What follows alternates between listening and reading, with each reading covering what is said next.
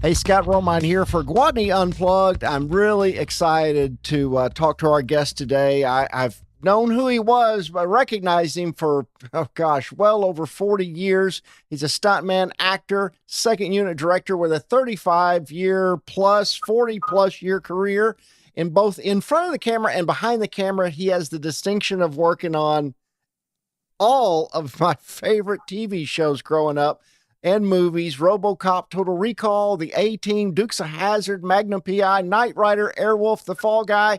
I have never run across someone that was on every single one of them like this. Allan Graff, thank you so much for doing the show. Oh, thank you for having me. Oh, gosh, absolutely. If we printed your IMDb off, it'd weigh 60 pounds. We'd run out of paper. So you grew up in California and you took football pretty seriously. I read you played against the Miami Dolphins back in 73, 50 years ago. Was your goal to go into NFL? Yes, I played at USC and I played on the national championship team of 1972. And then I was a free agent to the LA Rams, the original Rams. Right. And in that summer, our coach, John McKay, was coaching college All-Stars. And that's when the All-Stars would play the Super Bowl champions. And that year was the Miami Dolphins.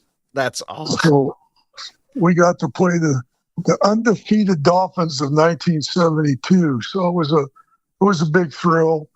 And I wanted to play in pro football. That's what I thought I was going to do. But I was the last man released that year from the Rams. But I didn't want to stop. So next year they started up the World Football League. And that was up in Portland, Oregon.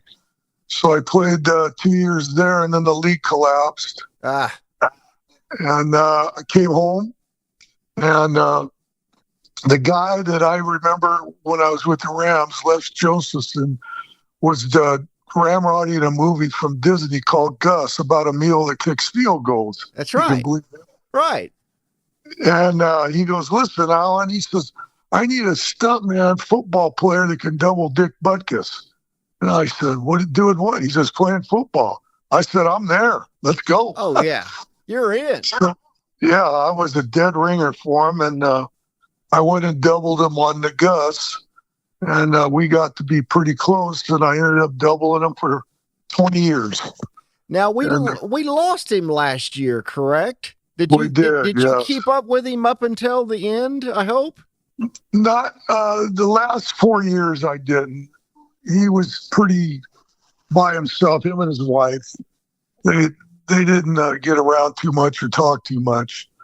But before that, yes, I did. Yeah, we were pretty tight. That's awesome. He was he's a very introverted man when he wasn't playing football. But when he was on the football field, he was a real tough guy.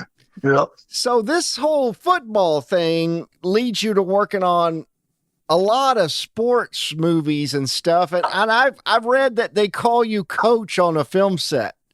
Yeah. Well, the reason they do that is because when I'm directing second unit stunt coordinating the football, I hire all the football players. I go and cast them all. I design all the plays, and I direct all the plays. So that's why they call me coach.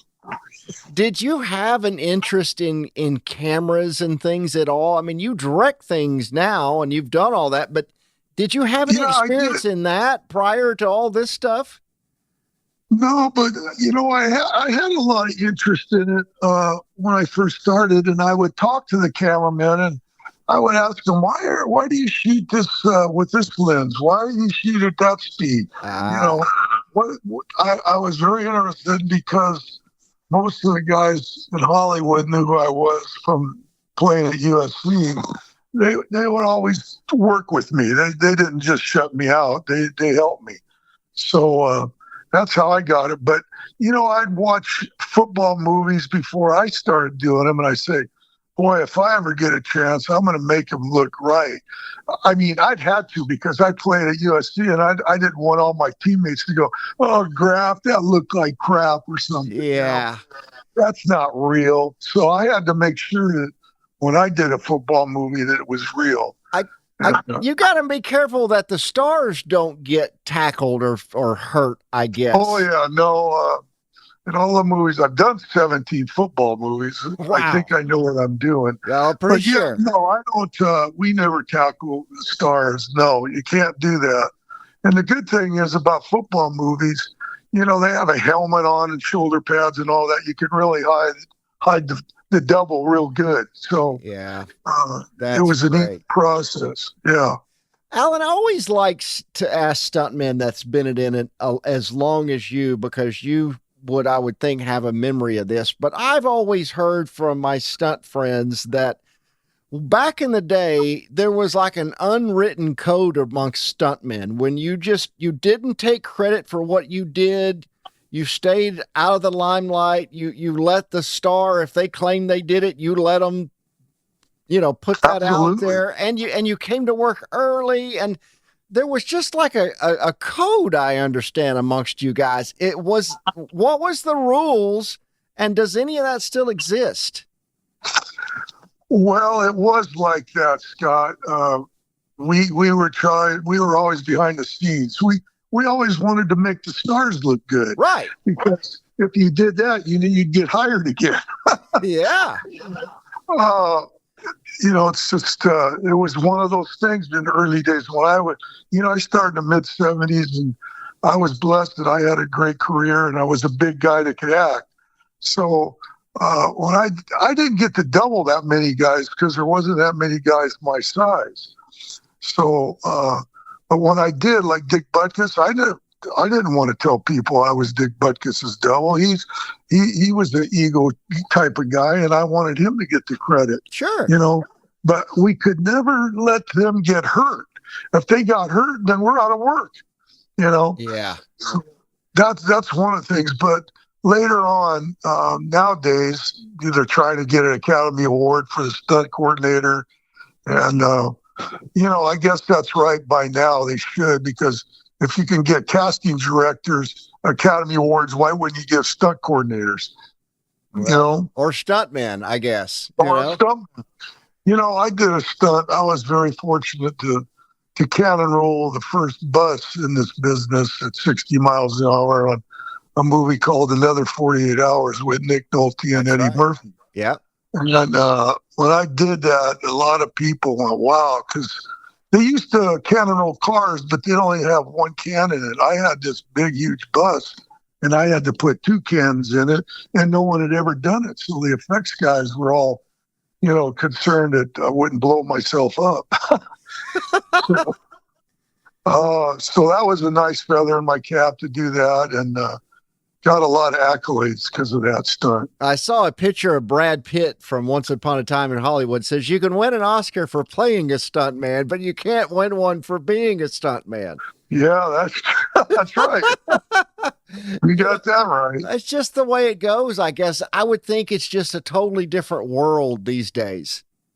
Well, the other thing is when I got into business, I got to work with great directors, and CGI wasn't the thing back then. That's why, I can't roll a bus. We did stunts in the camera. It was always that way till CGI came along, and a lot of stunt guys like CGI because you could do high falls and be, cabled off. You didn't have to try to find an airbag, and they did safety things, Sure. But when they first came out, they didn't have it great. It didn't look all that great. Fire didn't look good and all that. Mm-hmm. They've gotten better now. But that was for safety only. It wasn't for adding stuff. But now AI is going to take over. And yeah. You've done so much work with Walter Hill, who, of course, produced all the Alien films that I just love, and he directed Red Heat. What is that friendship and that collaboration like? Well, it's like he's my brother. We've been together for over 40 years. I've worked with him on, 20 movies. I did he had a book come out, The Maverick, and I wrote the what am I trying to say? Like the introduction or the Yeah, I wrote the introduction. forward, yeah. Yeah. That's cool. You have to get that book and read that. That would be very good. What's the name of the book? The Maverick of Hollywood. The Maverick of Hollywood, Walter Hill. Yeah, I mean, he's worked on classic films. I love Red Heat. I think it's very underrated. Very underrated. And there's another movie that I drove a bus, and I did about everything you could in a bus. We shot that in Chicago, and that was had a lot of fun on that. But see, there again, that was before CGI, and we just I crashed the bus through glass buildings, over fountains. I'd split cars in half. That's awesome. You know, I'd go on the sidewalk and hit the coin, coin meters, and coins were flying all over and hitting the stuntmen. So it was very intense sometimes. Oh, how great is that? Did you remember that all the bus chases? Oh, yeah. Yeah, of course. I mean, that's great. That's a great movie, Yeah, it is. Yeah, it's Arnold Schwarzenegger and Jim Belushi. Yep, that's right. So I wanted to ask you, you're one of the few stunt people that's known for speaking roles. How did that come about? Is it cost effective for them to have a guy that can do the stunt and play the part? Oh yeah, you don't have to pay for a stuntman. I just do the stunt also. They love that, and that started in TV land. When I first started, there was a lot of action TV, and you mentioned a lot of those old shows, A.T., Riptide, Hardcastle McCoy, Police Story, Magnum P.I. Mm-hmm. I'd go in there and play myself and do the stunt. They loved that. They didn't have to double me. Plus, the production value was so much better. They didn't have to hide my face because I was the guy. That's true. That's true. On your IMDb, you're listed as playing a neighbor in Poltergeist. What was it like to work on that? And why would they shoot that in a real neighborhood? Wouldn't they normally do something like that in a backlot? Well, I'll tell you, that was done in a brand new area. They were building homes out in Simi Valley, California. And I was the neighbor. And, I was there with Spielberg. I'm there with all these big-time guys in that scene. And I did stunts, too. I did a ratchet in there. But, they used the guy's house. They told them they would revamp it afterwards. Well, they have 9 lights, and they're walking in, and it's, all wet, and they're pounding the walls and everything, but they said they'd fix it for him. And it's a brand new house. He just moved in, and then he rented it out to the company. Well, the houses are still there. People fly out there to go see the house. Well, there's a house from Poltergeist, Yeah. Well, they dug that pool in the backyard, too. Yeah, I've heard those were real skeletons in the pool. Nah, I don't know about that. That's the rumor, supposedly. Well, yeah, that's rumor mill there. Sure. So you also worked on Airwolf. Do you have any memories of Jan Michael Vincent? Well, I only worked that a few times because that's the same time. That was the same time that I was doing Blue Thunder with Dick Butkus. It was a short-lived series, but I didn't know him very well.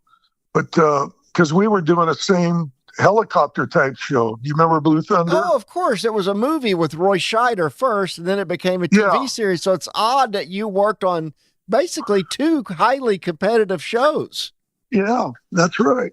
But then what happened is a very bad accident happened on Airwolf, and they crashed the helicopter and they killed the stuntman, and that was a big blow. It was too bad. Ronnie Rondell's son, who's a very famous stuntman, his son was on that helicopter, and they got killed. I heard the helicopter actually made an appearance at the funeral. or at graveside, they actually brought the chopper out there to the funeral. I've heard that from I several went to the people. funeral. I don't remember that. Really? But Huh. well, I don't know. They must have had to put it because it was wrecked. It's pretty damaged. Right. So Right. not like the Blue Thunder helicopter was pretty modernized. If you remember that. Yeah. I actually like the Blue Thunder better. I'm one of the few people. I think the Blue Thunder looked meaner, And I had a lot of fun because that's with Dick Butkus and Bubba Smith. Oh, yeah.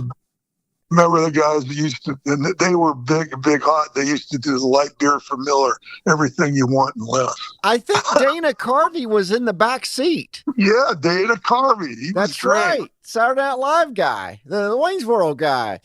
So, I did Wayne's World, the movie. Oh, yeah. I know you had a big part in Wayne's World. I want to ask you, you did 2 different Lee Majors shows. You did the $6 Million Man and the Fall Guy. What do you remember about Lee Majors? Oh, he was a nice guy, and he was a real sports enthusiast, and he remembered me when I played at USC.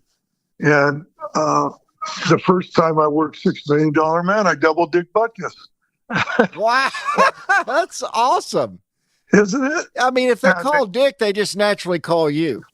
Well, to tell you how close we were, I was in the makeup trailer the first day of Blue Thunder, and the producer came in and thought I was Dick Butkus and started talking to me about the show. That's great. And I just kept going, playing along with it. Yeah. Finally, I said, Mr. So-and-so, I'll tell Dick everything you told me. That is awesome. So they could do close-ups of me. It was great, to be able to double a guy that you're that close. Would he call you and say, "Hey, I think they're going to hire me to do so-and-so. You coming?" Would it come down to that, or would you get a call from somebody else, a service? I would get a call from the stunt coordinator, and they knew that I doubled him. So, like MacGyver, I doubled him up in MacGyver up in Canada. Anything he did, Policewoman, all the TV shows, I just double him. He did a lot of stuff. Yeah. So what was I saying about the TV? Oh, you were asking me about acting. And that's where I got it. And then the casting directors, once you started working around and you were a stunt actor, as they called them, they just hired you. And that got me a lot of parts, Sure. Blue Thunder, all those shows, Blue Thunder, 18, every action show. But then what happened is action left television. Yeah, sadly. What happened was they started having 3 camera shows, like All in the Family. Oh, yeah.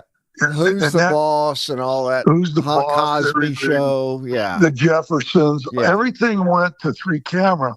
But what happened was I got to,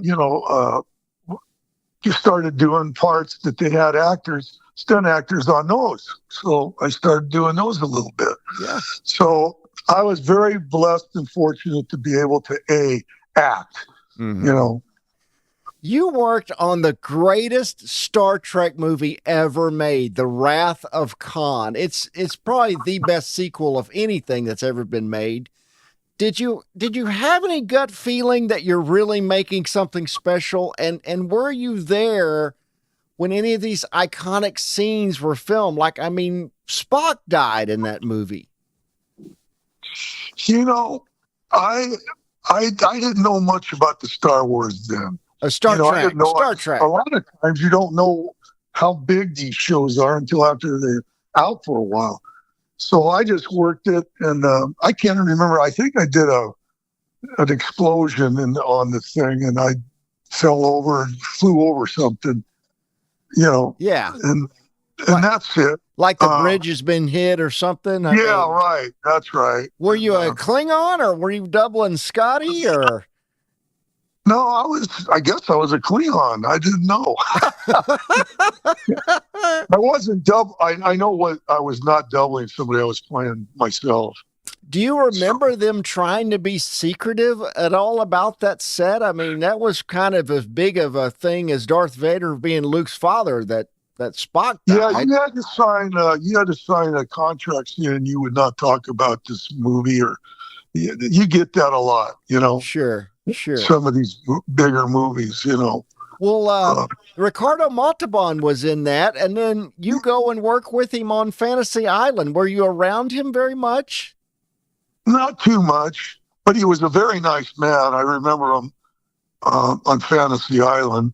Uh, that was a fun to see. There's another TV show that's a ton of TV in the 70s and 80s. The best TV is from the 80s, and I've met, Corey Eubanks and these guys that worked on Dukes, and you're the only one I've run across that was literally on every single one of them. Because I would think these things are all competitive, I mean, if you're a Dukes guy, the Knight Rider team is the one you're versus, I guess, or trying to get better ratings than, I would think.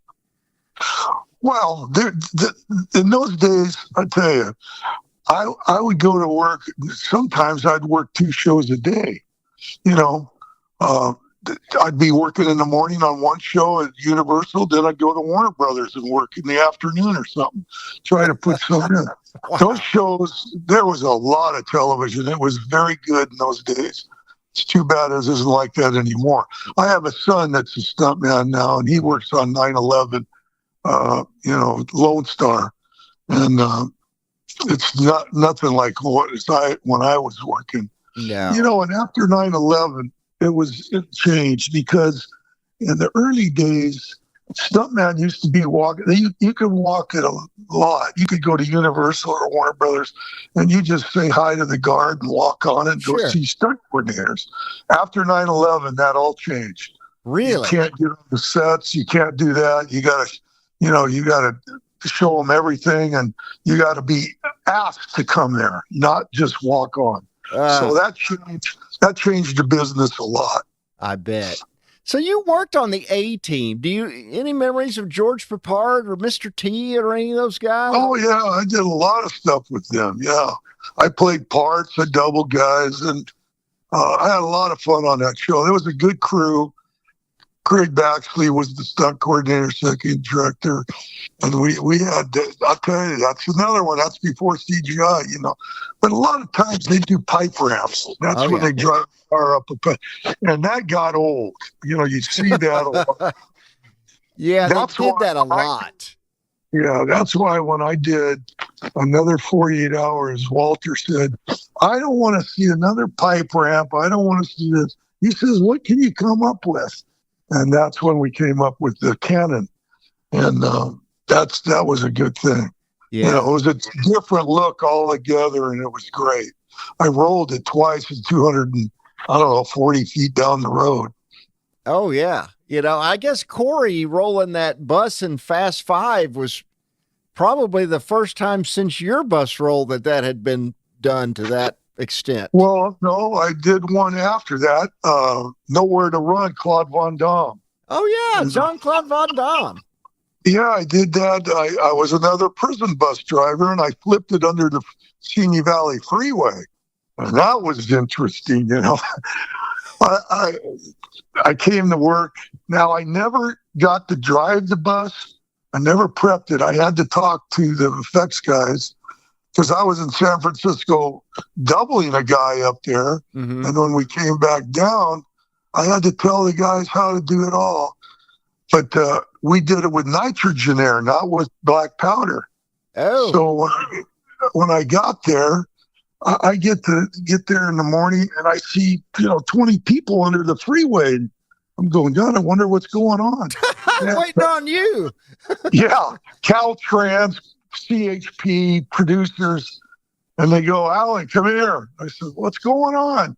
And they said, we got a situation here. You got a 40-foot bus that has to fit under this 60-foot area. If you hit one of these pillars, we got to close the freeway down. That's going to cost a lot of money. Oh, boy. So they turned to me, and the stunt coordinator says, you can do it, can't you, Allan? I go, wow, that's interesting. I've never even driven a bus. So I said, yeah, I can do it for this price. I show them So I go back and I test the brakes and do everything. Yeah, okay. And they go, wait a minute, Alan, you got to set a IMO camera, which is the crash camera which we used to use. And where do you think you're going to end up? Where am I going to end up? That's a good question. Yeah. Yeah. So I walk down and I put the IMO camera where I think I'm going to land. And, this is when it's better to be good, lucky than good, I should say. Right. I flipped that bus and it went right under the freeway. I didn't hit a pillar and I landed right in front of the IMO. So they all clapped and I was another big hero on that one. Oh, that's fantastic. What did you... Go ahead. Go ahead. I'm sorry. Ahead. No, go ahead. I just wondered what you drove on the Cannonball Run. I didn't drive. I did a fight with Jackie Chan and out there in the desert. I was a biker. Drove a Harley. Really? Oh, okay. You're on a motorcycle for that one. Yeah, I was on a Harley, and we went out. We were out in Mojave Desert, and I got to fight Jackie Chan and Burt Reynolds, and that was his first American movie. That's right. And so that was pretty cool. Yeah. What was Burt like? Oh, he was great. Yeah, I like Burt Reynolds. He wanted to be a stuntman at first, and when his career started, he did a lot of action, and then. Glenn Wilder doubled him for a long time. And when I first started, Glenn Wilder worked with me on my picture fighting. He was one of the best guys to do it. And he's no longer with us, unfortunately, but he was a great guy and a great stuntman. We just lost Mickey Gilbert, who did all the stunts in Fall Guy, the TV show. Yeah, Mickey Gilbert. Yeah. I wanted to ask you about Tom Selleck. You worked on the original Magnum PI. Yeah, I worked on it. I flew to Hawaii, and again I did an acting part, and I had to fight him.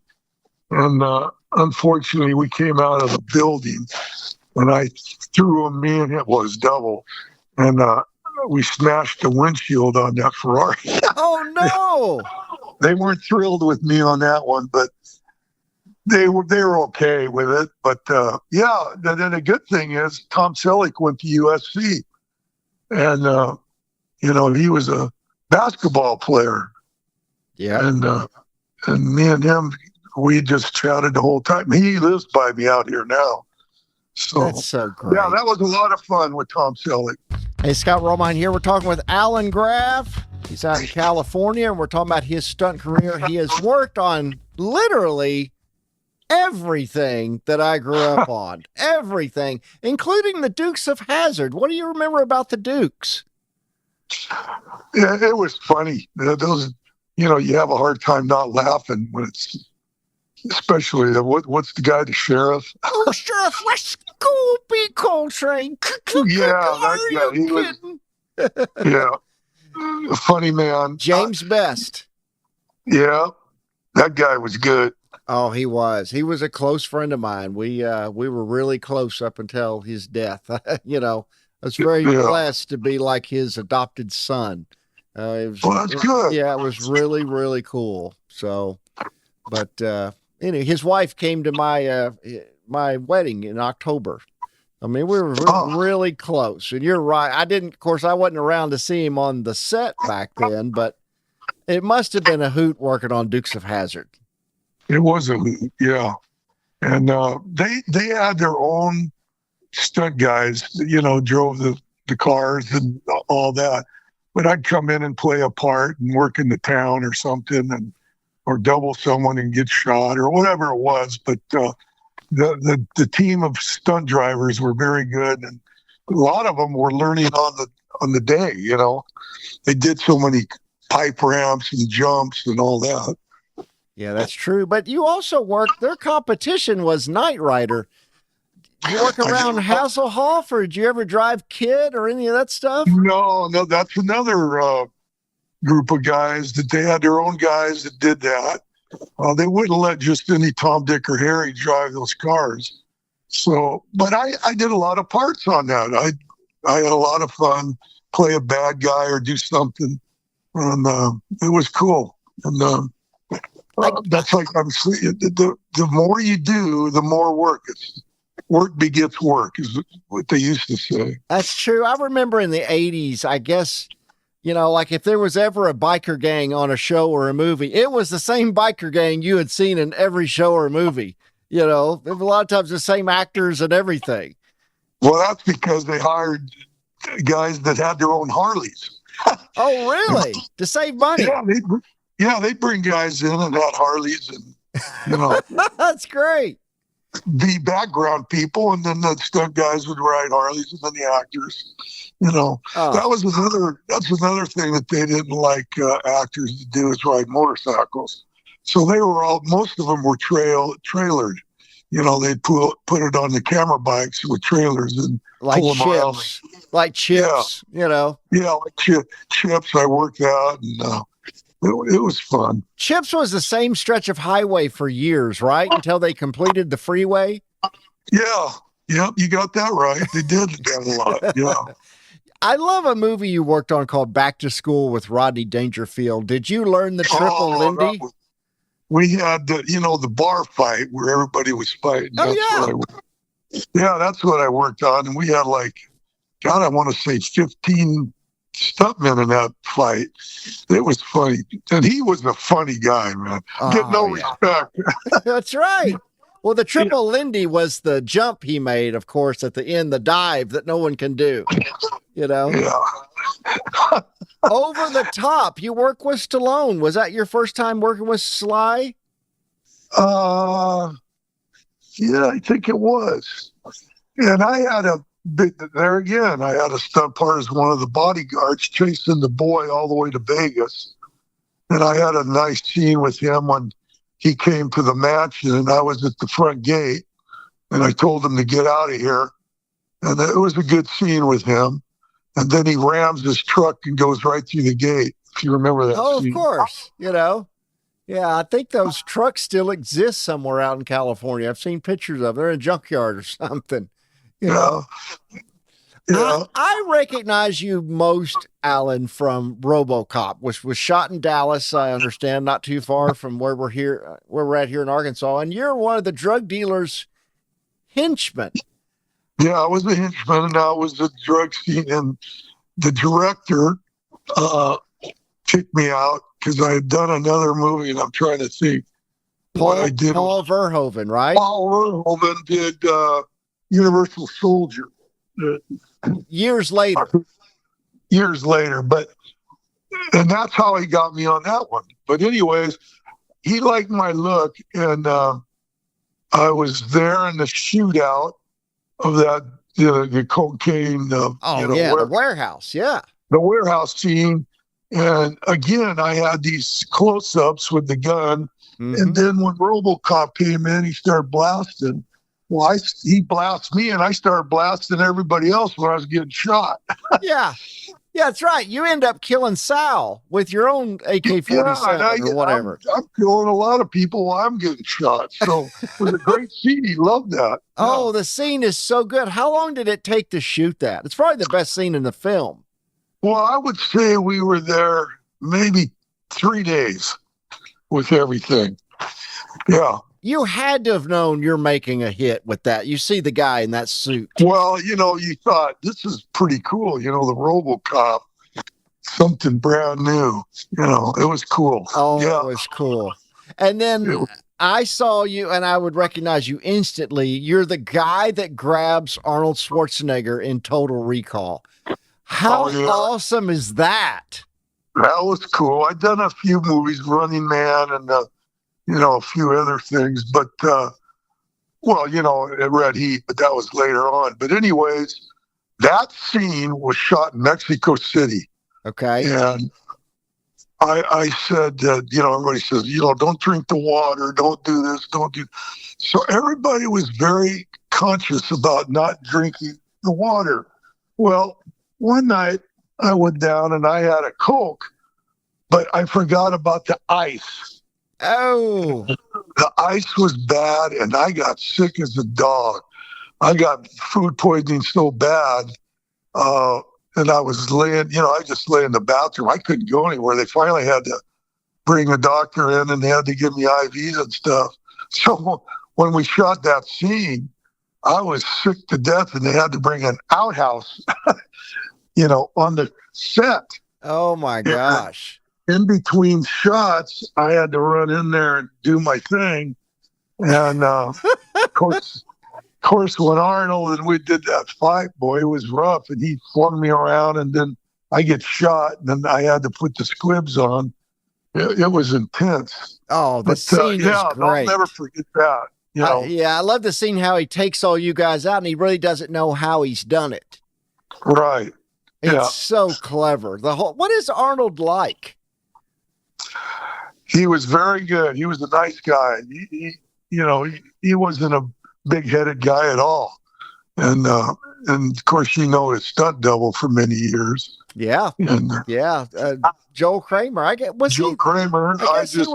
He was a stunt double on Total Recall, I guess, wasn't he? Yeah. Yeah.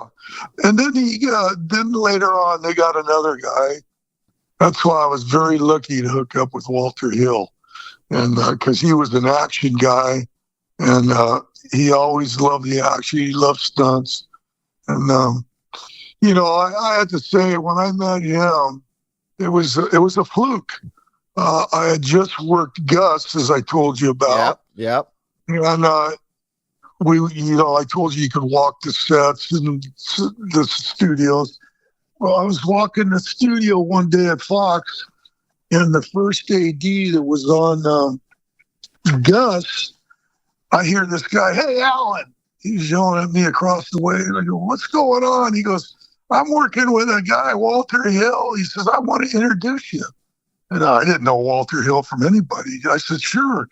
So I walked in there, and he goes, "Hey, Walter, here's somebody you might know." He goes, "Really?" He goes, "Yeah, this is Allan Graff." Allan Graff, USC guard number 61. No way. And I went, holy smoke. And who he had in there was Frank Marshall. Oh, yeah. Produced like Empire Strikes Back and all that kind of all those big shows. Stuff. Yeah, big stuff. And I go, so we sat and talked for a half hour. We talked football. And he just sat there with them and listened. And he says, "What are you doing?" I said, "Oh, I'm just looking for work." He goes, "I got a part for you on my movie, The Driver, with Bruce Dern and Ryan O'Neal."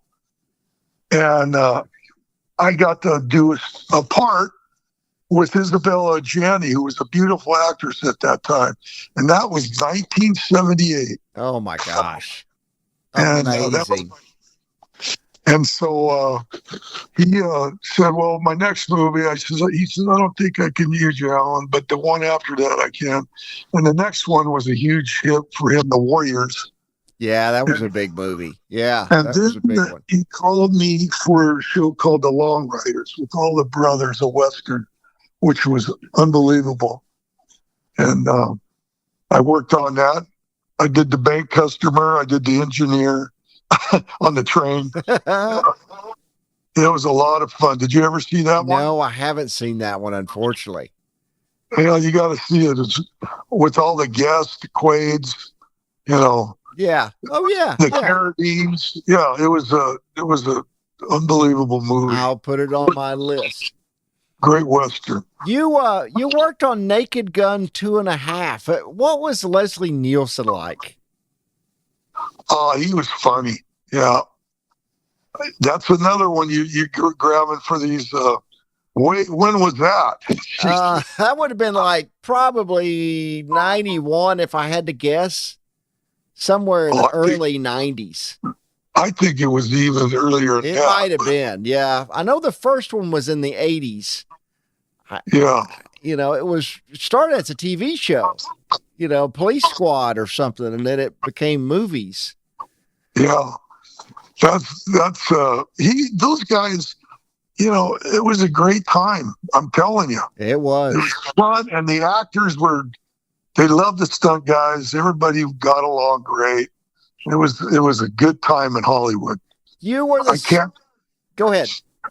I wish I could say it's still that way, but it's not, unfortunately. Yeah, we should get a DeLorean and go back to those times, you know. You stunt coordinated The Water Boy with Adam Sandler. That's a special movie. That's a special movie, and you know, we hit real hard on that. You got to remember, I don't fake football. Football is real when I do it. Right. And when we first started, the director, you know, I came out when he saw us rehearsing. I said, listen, you can't make the football funny or the people will go have popcorn and miss half of it. I said, you got to make the football real and have the characters be funny. Yes. And I told the producers that, the director, I told, you know, anybody who wanted to listen at the time. You're right, though. And I was right. And they listened, and that a huge, huge hit. Yeah. Yeah. I think at the time, it cost like, I don't know, 18 million. It made, you know, $180 million. It was huge. Bobby Boucher. Bobby Boucher. I mean, the movie is hysterical. A lot of people think that's one of the funniest movies. Oh, no question. It's way up there on the list. It is a And the classic. thing is, when you saw those hits, they were real. I at one time I had to give a guy smelling salt to wake him up. He got hit so hard. Oh my gosh! Oh, it is a classic. Foosball. You know? What was it like, Allan? You got to work for Mel Gibson. You worked on We Were Soldiers. Oh, tell us about Mel. Mel is just a classic. He is a classic. It was funny because he used to call me little buddy, you know, like, hey, little buddy. Really? You know, like, yeah, the reason, because he thought I was like the guy on Gilligan's Island, you know. Yeah. Little buddy. Yeah. You know, and we had a lot of fun. That show was rough, let me tell you, with all the smoke we had and all the shoot 'em up. You know, I just shot all the helicopter stuff and all the war stuff. And he just loved the stuff that I was doing. And the thing is, they had the real guys that were in that battle. And the one thing we had to make right is make those scenes look real.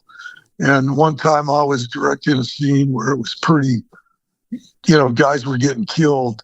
And I turned around and there was like 3 of them standing there and they were all crying. And I was a little taken back by that. And they said, you know, Allan, that looks so real.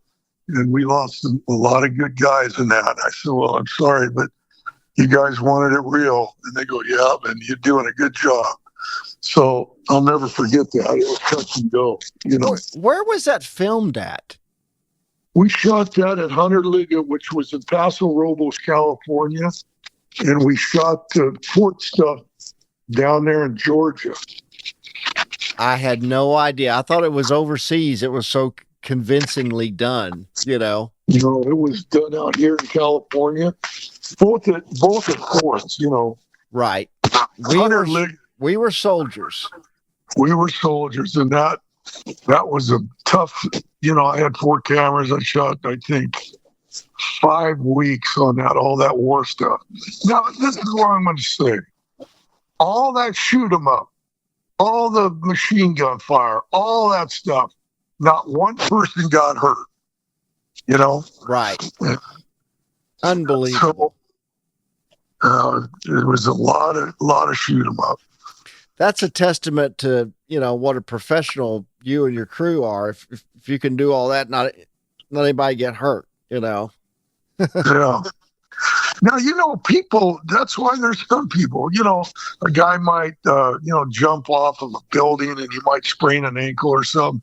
That's why you have stunt people, not have actors do these kind of things. That's true. You know? That's true. Yeah. So you can live with that. You can't, if you hurt an actor, you're going to be shut down. You know, that's the problem. The whole movie stops. Everybody loses their job. Yeah, that makes sense. You worked on a show with Betty White. What was she like? She was great. I did a commercial that we shot at the Snickers spot, and she was a football player. Really? Yeah, you gotta go back and watch that. It was shown on the Super Bowl. It was the Super Bowl spot, but it started her career up again, and she did some Philadelphia or some TV show, and it was funny. You got to see that. And I had a double, and we tackled her in the mud, and she loved it. The whole thing. It was a Snickers spot. She was Check so it out. great. She was so great. Oh, Worked up till the end. yeah. I think she was about ready to turn 100 or I something. think she almost made it to 100, and she was 100, still doing stuff. She was a lovely lady, and it was great to work with her. Oh, so good. Now you got to play with in the Batman world. You worked on the I guess the Dark Knight Rises, the last Batman film.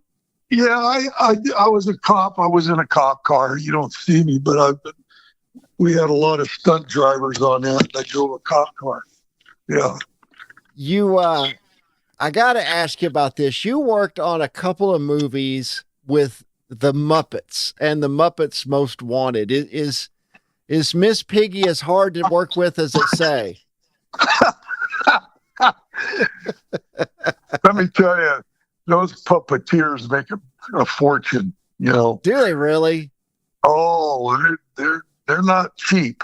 And yeah, I did the Muppets, and we had some car stuff, second unit, and those guys were real nice. But you don't get into their business. You know, you have to stay away from them when they're doing their thing. And do they do the voices and stuff while they play the characters? Yeah, they do the voices good, and they're always hidden beside something. And Miss Piggy wasn't a miss; it was a Mister, and he did the Piggy part. Really? Yeah. But you met Kermit. Met Kermit. Yeah. That's so great. You have a connection to Star Wars. You played the bartender in the Book of Boba Fett. I did. And not only that, I didn't know I was going to be on like a baseball card. So you can go out and get me as the bartender on that show. And I had to sign something like 5,000 baseball cards. No way. And I'm on it as the bartender on that show. I couldn't believe they asked for me, but they did. Was Carl Weathers there was he on some of that? Or did you meet Carl? I met Carl before that on another movie.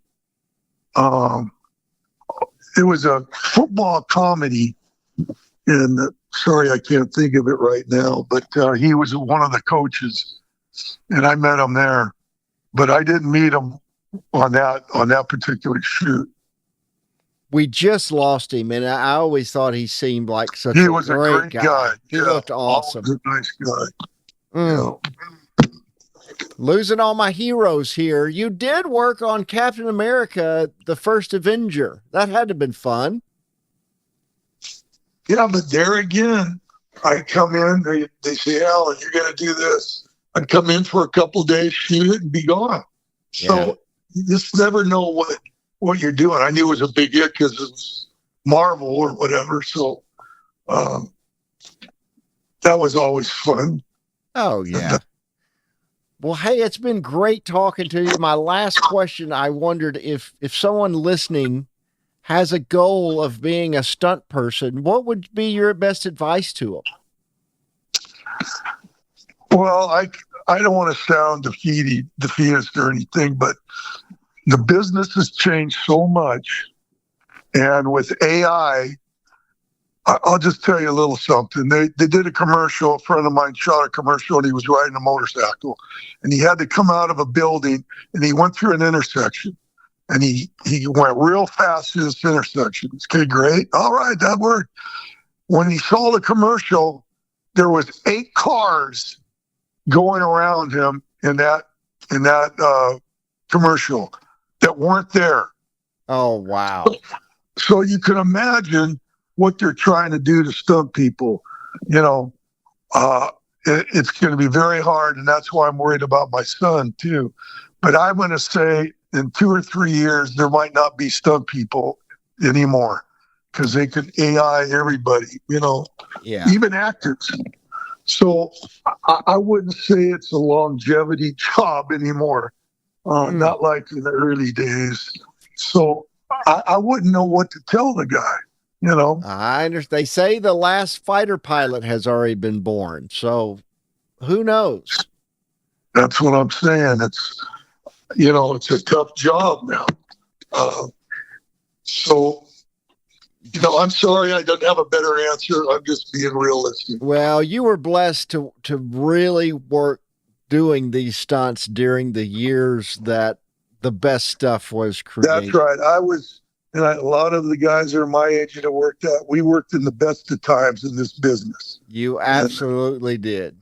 We did, and we were lucky and blessed to do it and worked with a lot of good people. That's when filmmaking was filmmaking, I'm not knocking the movies nowadays, but the action that we shot back then was all done in camera. And that's when people liked it. It was real stuntmen doing real stunts. Oh, I mean, the stuff you made, all these Dukes of Hazzard and RoboCop and Total Recall, I mean, that's my sports. We don't idolize really these things they're making now. It's just a rehash. When you were making this stuff, it was original. It was original. And that's what's missing now, creativity, I think. I agree with you. Sadly. Well, great to talk to you, Allan. Really appreciate you sharing some insight to your career on the show today. Well, I hope your audience enjoys it. Thank you so much. We'll see you guys next week on Gwatney Unplugged.